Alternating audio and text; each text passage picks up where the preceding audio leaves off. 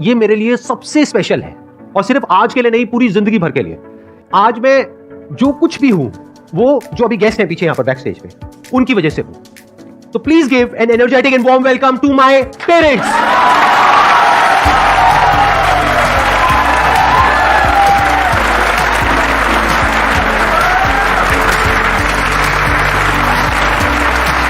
हाँ जी, प्लीज बैठिए।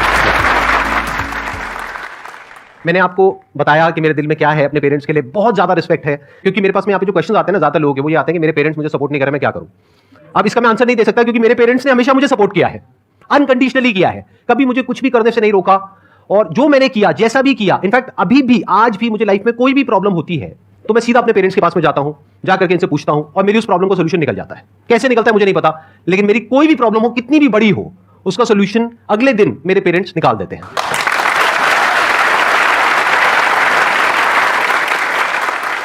अब आप लोग जो भी क्वेश्चंस पूछना चाहते हैं, जैसे भी क्वेश्चंस पूछना चाहते हैं मेरे पेरेंट्स से, आप पूछ सकते हैं। मेरा एक फनी सवाल है, मेरे पास बहुत सारे क्वेश्चंस थे पहले, बट सारे क्वेश्चंस के डाउट सर के सेशन से मिल जाते हैं। एक क्वेश्चन है कि सर अपने रिलेशनशिप को आपको जब पहली बार बताए थे तो आपका क्या रिएक्शन था उस टाइम? हर पेरेंट्स की कुछ ना कुछ एक्सपेक्टेशंस होती हैं। हम अपने लेवल पे कोशिश कर रहे थे कि भाई फला लड़की आई है, वहाँ से संबंध आया है, वहाँ से आया है, वहाँ से आया है, हम जो कोशिश कर रहे थे, बस संदीप जी बार बार रिफ्यूज कर रहे थे। बात तो बहुत बढ़िया कह रहे थे, इन्होंने जो प्ली दे रहे थे वो बहुत जस्टिफाइड था। मैं आज आप सबको बताता हूँ। आपको ना पता लग रहा है कि कैसे डील करते हैं अपने पेरेंट्स के साथ। हाँ, बड़ा इंटरेस्टिंग है ये पॉइंट। हाँ, एक ही बात ये कहते थे, पापा मुझे अपने पैरों पे खड़ा हो जाने दो। बात तो ठीक थी, लेकिन जब ये बात थोड़ी बढ़ती चली गई तो मेरे को पेशेंस नहीं हुआ। मैंने कहा यार ये रोज रोज का क्या नाटक है, सेटल तो ऐसे सारी जिंदगी नहीं हो गए, सेटल क्या होता है। मैंने हम भी थे ये डायलॉग आप भी सुन रहे होंगे अपने घर में तो रिलेट। मैंने कहा हम भी थे, तो हम भी ऐसे ही सेटल हो गए थे। इनको मिसाल दी मैंने जब तुम्हारी मम्मी आई थी शादी होकर के, तब तक मेरा इतना कुछ खास काम धाम नहीं था। मम्मी के आने के बाद, तुम लोगों के आने के बाद मेरा काम बढ़ा। फिर इनका ये, मुझे आज तक वो इनके लफ्ज याद हैं। बोले पापा अच्छा ऐसी बात है ना, तो आप बहुत बढ़िया बात की, मैं आज सबको मैसेज दे रहा हूँ ये। इन्होंने कहा आप मेरी 1 घंटे की मीटिंग करा दोगे, 1-2 घंटे में ज़्यादा तो पहचान नहीं पाएंगे, जितनी भी बात कर सकेंगे कर लेंगे, और उसके बाद आप जीवन भर के लिए मुझे उससे बांध दोगे। और अगर बाद में नहीं सही निकली या हमारी ट्यूनिंग नहीं बनी तो who will be the responsible for that. तो मैंने कहा भाई फंसा दिया, आई विल। हाँ, यहाँ फंसा दिया, यहाँ फंसा दिया कि भाई जिम्मेवारी कौन ले। और मैंने कहा भाई मैं जिम्मेवारी कैसे ले लूँ भाई, अपने बच्चों के गलत सलत हो जाए तो, माँ बाप के ऊपर बात आए तो I will not take the responsibility. बोले फिर मैं बताता हूँ, एक लड़की है और उसका नाम ये है और उसको ऐसे ऐसे। तो मुझे वो वाली बात हुई, जोर का झटका धीरे से लगे। पता तो थी मेरी बिटिया की सहेली थी, आना जाना था, सब था, काफी टाइम से, ऐसा कोई बात नहीं थी, ये साथ ही पढ़ते थे दोनों। फिर मैंने कहा, देन अगर वो गलत निकली तो कौन लेगा रिस्पॉन्सिबिलिटी। मैंने काउंटर क्वेश्चन किया, ये फटाक से बोले I will be responsible.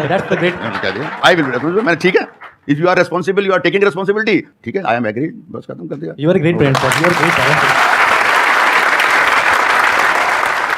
Ma'am मेरा सवाल आपसे है कि जैसे लोगों के पेरेंट्स या ज़्यादातर उनकी मम्मियाँ बोलती हैं कि शादी के बाद लड़का बदल जाता है, संदीप सर में शादी से पहले और शादी के बाद क्या बदलाव आए हैं? जैसे पहले थे मेरे लिए वैसे ही अभी भी है, कोई चेंज नहीं है। वो बहुत ज़्यादा प्यार करता है हम लोगों को, और कभी मेरी आंख में आंसू नहीं देख सकता वो, आज भी। Okay, thank you ma'am. इनकी एक आज बात बताता हूँ, अब चली रहा है सेशन, पर्सनली हो गया जो फैमिली का। इन्होंने एक बात कह रखी है और मैं ये मैसेज सबको देना चाह रहा हूँ, चाहे जो शादीशुदा है चाहे कुंवारा है, वो भी आगे के लिए सोच ले। ये कहते हैं मेरे होते हुए मेरे माँ बाप को अगर कोई तकलीफ आ गई तो मेरा रहना बेकार है। यही सिद्धांत आप लोग अपना लो। पेरेंट्स कैसे ही क्यों ना हो, पेरेंट्स का दिल आपने जीतना है। और एक बात मेरी और लिख के रख लेना, बड़ा हूं तुम सबसे, कि जिसने अपने पेरेंट्स का रिगार्ड किया ताहा जिंदगी, वो कभी जिंदगी में गिर नहीं सकता, ये मैं बता रहा हूं।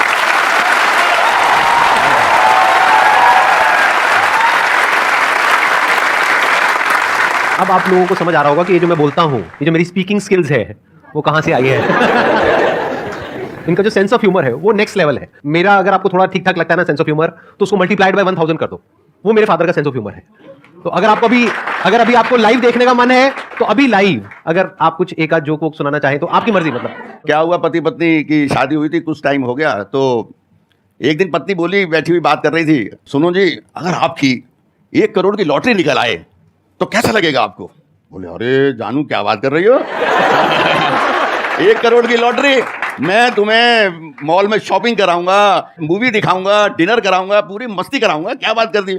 लेकिन यार एक बात बताओ, अगर बाय द वे हमारे में कोई डिफरेंसेस हो गए किसी बात पे और मैं रूठ कर तुमसे क्या हमसे अपने पियर चली जाऊं उसी दिन, फिर कैसा लगेगा? बोला डार्लिंग क्यों मजाक कर रही हो, एक दिन में 2-2 लॉटरी थोड़ी लगती है।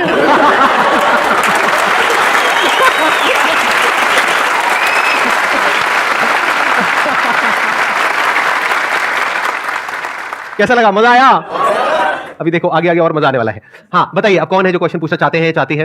नमस्ते uncle aunty. Hello sir, how are you? Hello, all good. Aunty मेरा क्वेश्चन आपसे है कि जैसे हम कभी अपनी लाइफ में सैड होते हैं, संदीप सर भी तो कभी सैड होते होंगे। वो कभी सैड नहीं होते वैसे तो, लेकिन अगर होते भी है तो मेरे पास आते हैं, मेरे को अपनी प्रॉब्लम बताते हैं। मैं उसको कहती हूँ कि तू अपनी लाइफ को अपने हिसाब से जीना सीख और अपने हिसाब से ही उसका आंसर ढूंढ, तो तेरे को मिल जाएगा आंसर। और सही में उसके बाद इसको आंसर मिल जाता और वो एकदम हैप्पी हो जाता था।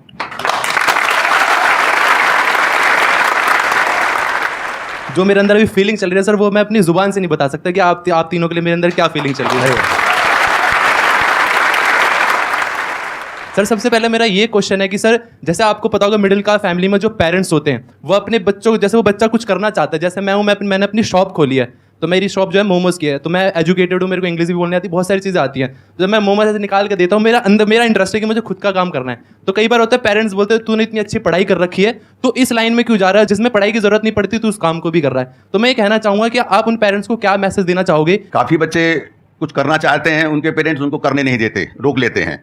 जिसमें बच्चे का इंटरेस्ट होता है उसको उधर ही जाने देना चाहिए, ये पेरेंट्स की ड्यूटी बनती है। हमने भी संदीप के साथ ऐसे ही किया था। इनका शुरू से इंटरेस्ट था फोटोग्राफी की तरफ, जबकि फोटोग्राफी दूर दूर तक हमारी फैमिली से कोई रिलेटेड थी नहीं। लेकिन हमने कभी क्वेश्चन नहीं किया इनको कि भाई, इन पे विश्वास किया हमने हमेशा। मुझे विश्वास ये था कि मैंने ये जो कह रहे हैं ना, ये हवाबाजी नहीं करते कि एक हवा में उड़ा दिया, हाँ मैं कर लूँगा, मैं देख लूँगा, मैं कर दूँगा, आप इतने पैसे दे दो बस मैं कर दूँगा, डबल करके ला के दे दूँगा। वो हवाबाजी कभी नहीं करते थे। तो मुझे इन पे विश्वास बन चुका था।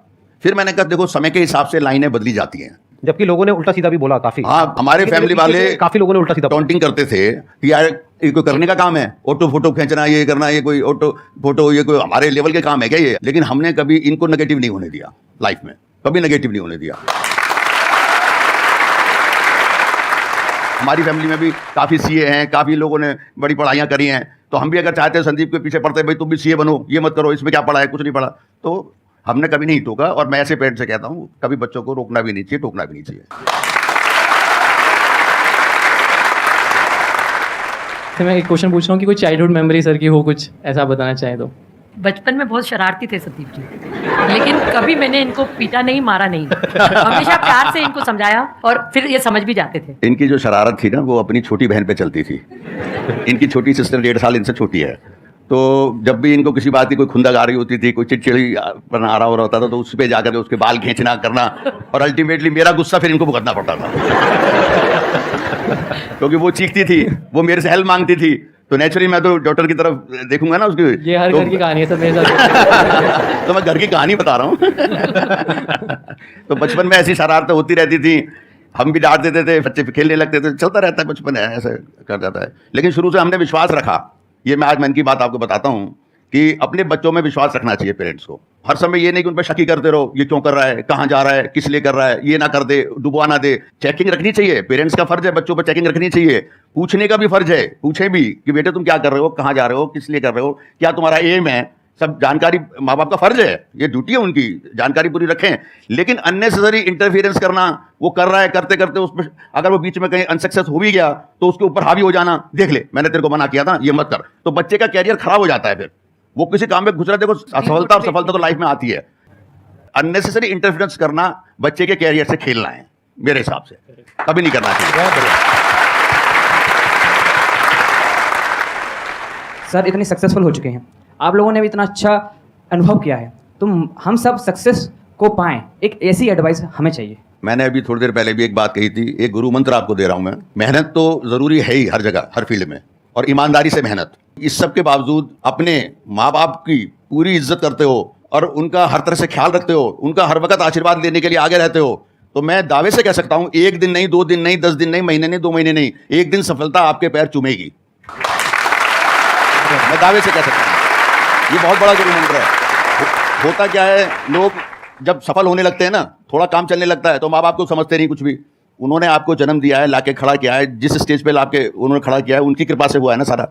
जब उन्हीं की आप केयर नहीं कर रहे, उन्हीं की पूजा नहीं कर रहे, उन्हीं को रिस्पेक्ट नहीं दे रहे, तो लाइफ में आपको रिस्पेक्ट कहां से मिलेगी?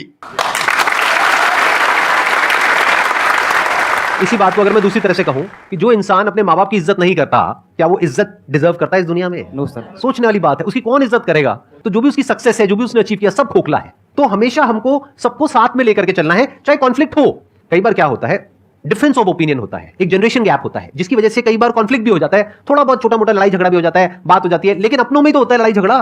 हो भी गया तो क्या हो गया? बैक ऑफ द माइंड आपको यह पता होना चाहिए कि ये मेरे माँ बाप हैं, मेरे लिए कभी भी गलत नहीं सोचेंगे। हाँ, मेरे को उल्टा बोलेंगे, कभी लड़ भी लेंगे, नाराज भी हो जाएंगे, सब कुछ होगा, लेकिन दिल से मेरे लिए हमेशा अच्छा ही चाहेंगे। अगर ये आपको अंदर तक पता है तो ये आपकी फाउंडेशन हो गई, आपकी जड़ हो गई। और अगर आपकी जड़ें पक्की है तो आप कितना भी ऊपर जा सकते हो, कोई डर नहीं है। जैसे आज मुझे कोई डर नहीं है, मैं कुछ भी करूं, मेरे फादर मदर मेरे पीछे बैठे हैं, मुझे कोई डर नहीं है।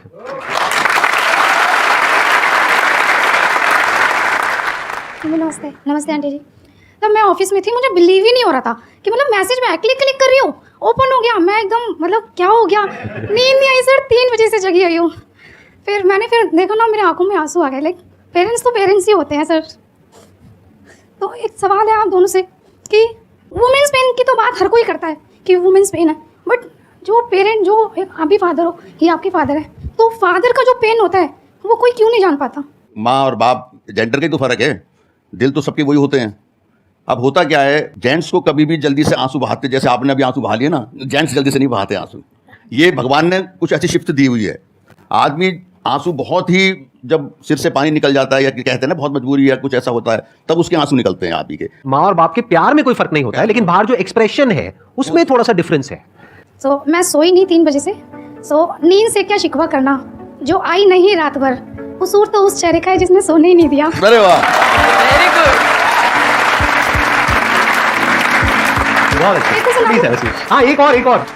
जिंदगी में गम भी हैं, मुस्कुराती आंखें नम भी हैं। खुदा करे आप तीनों की मुस्कुराहट कभी ना रुके, क्योंकि आपके मुस्कुराहट के दीवाने हम भी हैं।